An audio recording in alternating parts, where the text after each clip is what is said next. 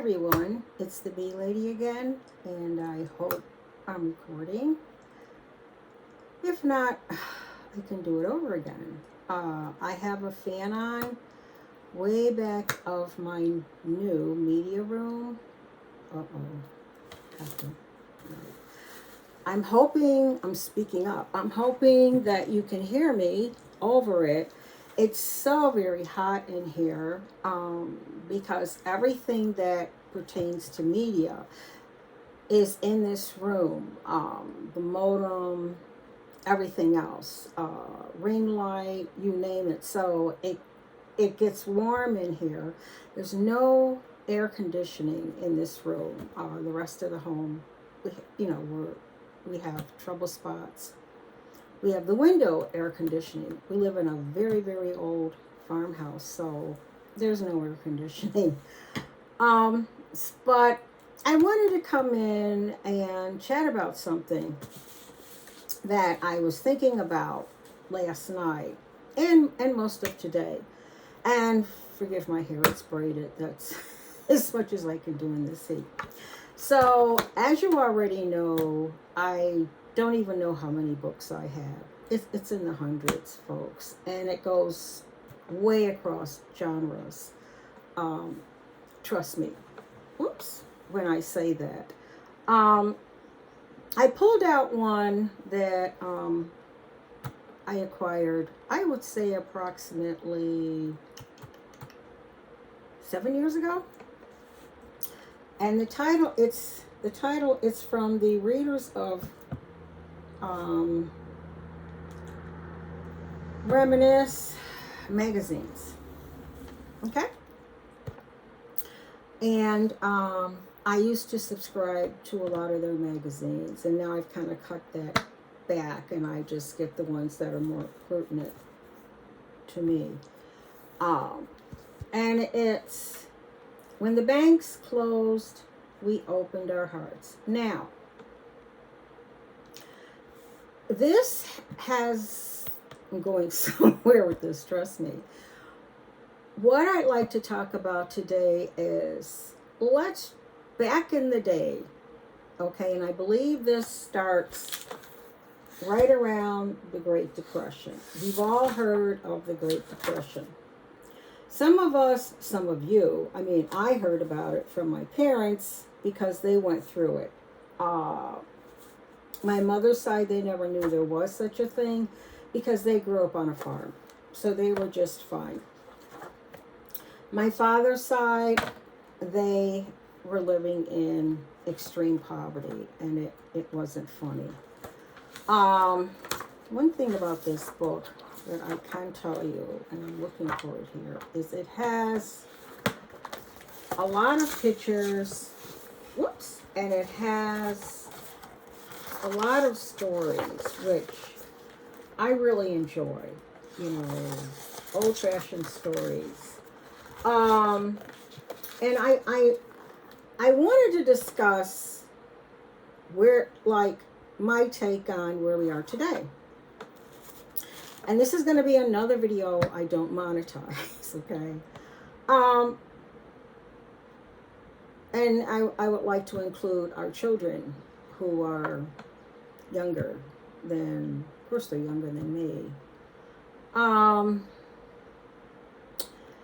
Going up to now, if you speak to your parents, I don't know how old your parents are, they experienced World War I, World War II, the Great Depression.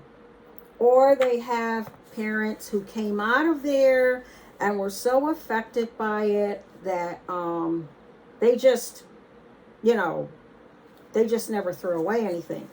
I am one of those people. When I read about, when I read about the Great Depression and what people went through, and I went around to all of my older relatives before they passed away, and I listened to their stories, and I found out this was real. It wasn't just a hype. I said, I'm not throwing out anything. If there was something that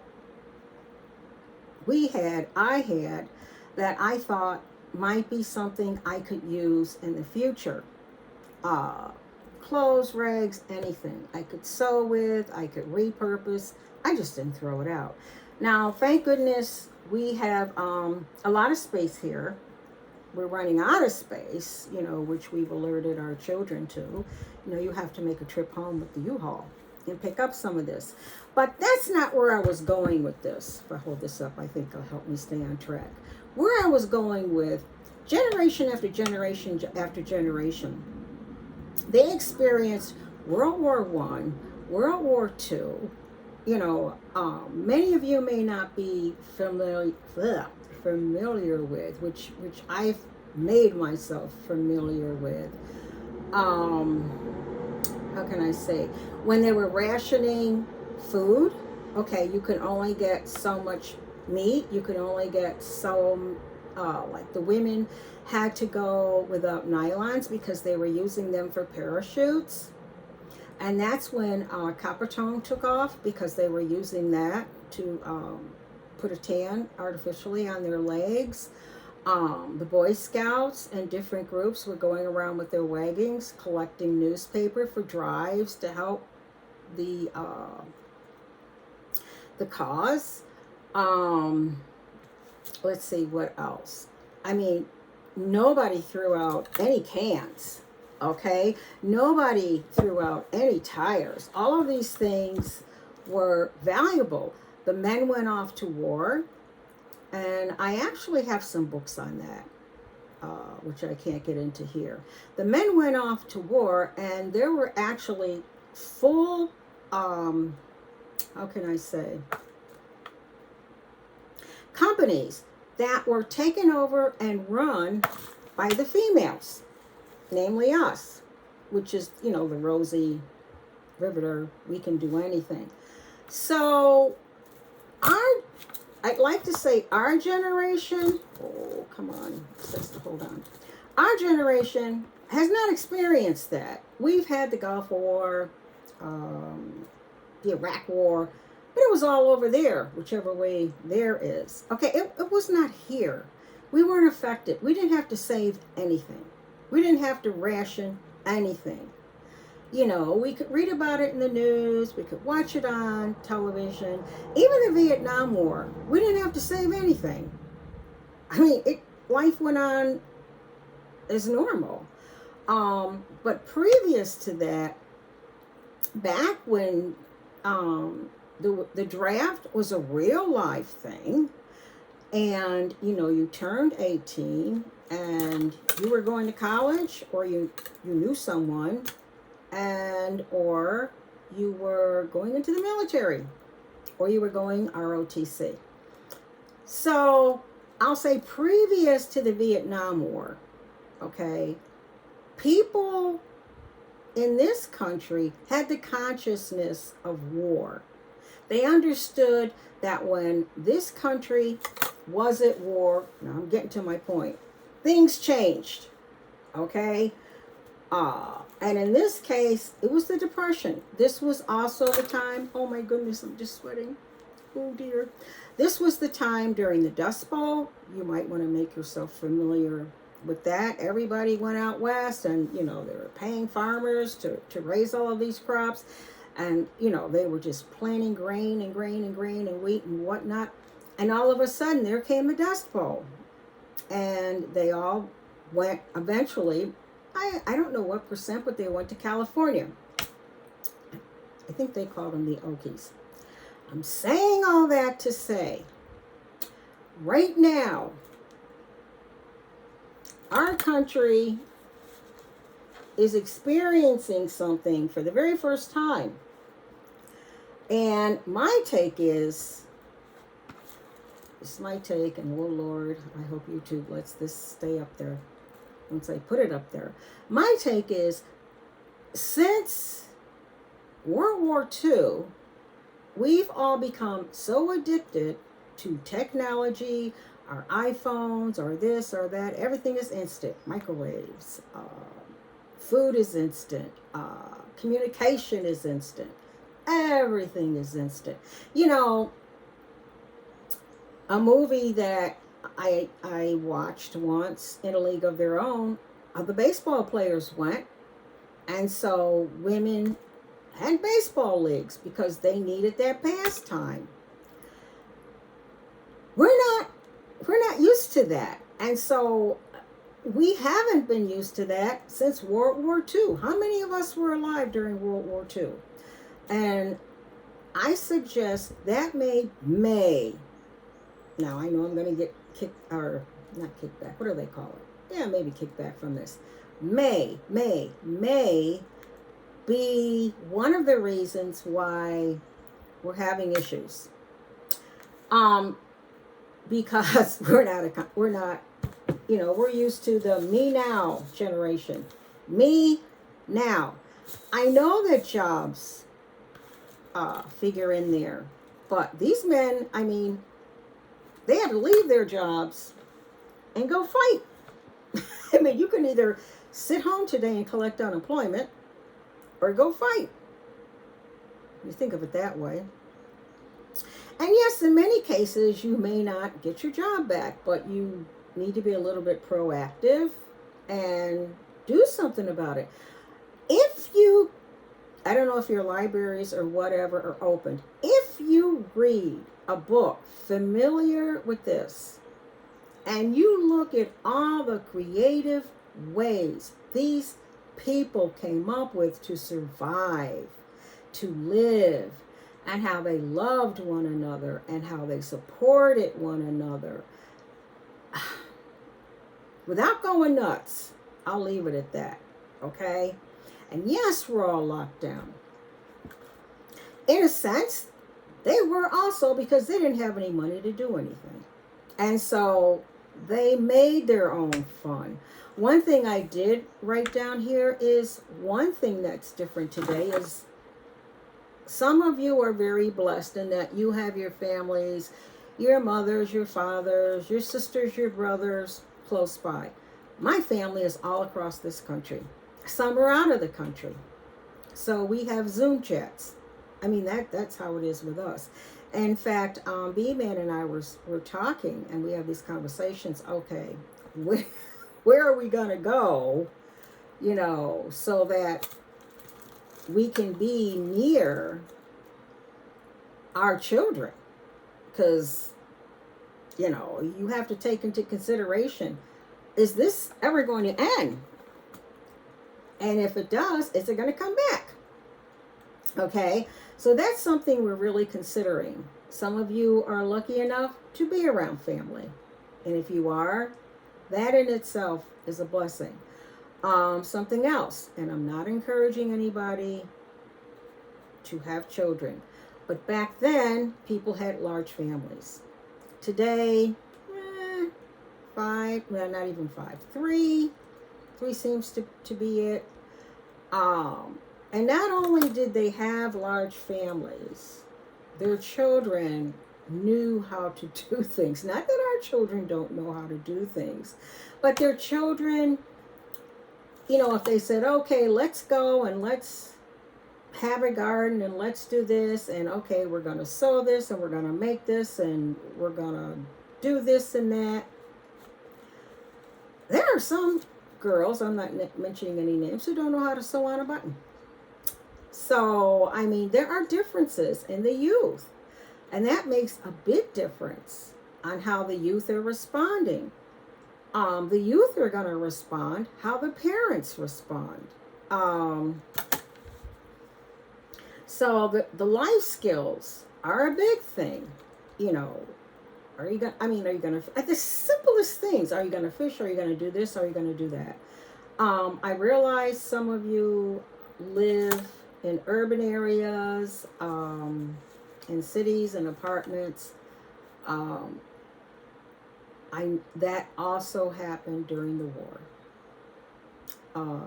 I don't know, because of where we live. I tend to read about the people that lived in our environment, or I should say in our situation. I will look, now that I brought that up, let me write that down. Urban World War II. Okay. Maybe I'll do one. I will look to see. I don't know why I keep looking over here and the camera's over here.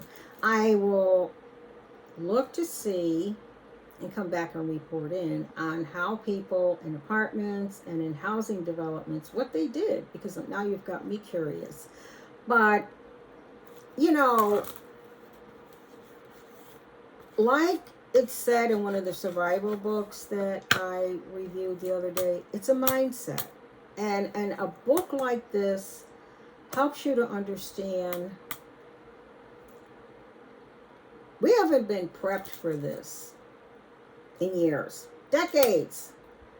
Whereas if you go back a little ways, the 30s, the 30s, they had the Depression, they had World War One, they had World War II, and 10 years later they had the Korean War. It was terrible. So they were always ready. I don't know. I guess that's all I wanted to say. I hope this makes some sense to you. I want to clear something else up. Something up first. I am not an eternal optimist. I have my days. Trust me. I really have my days. Those of you who are struggling, I'm right there with you. You go, oh my goodness, you got this, you got that, you got this, you got that. I guess what gets me the most is our children are far away, and that really bothers me.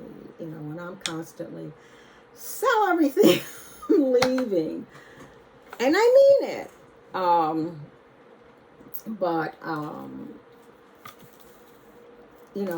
It's a very strange time. But I do think that if you're able to get a hold of a book like this, I don't know if your libraries are open. I don't know if you can find parts of it online. I don't know.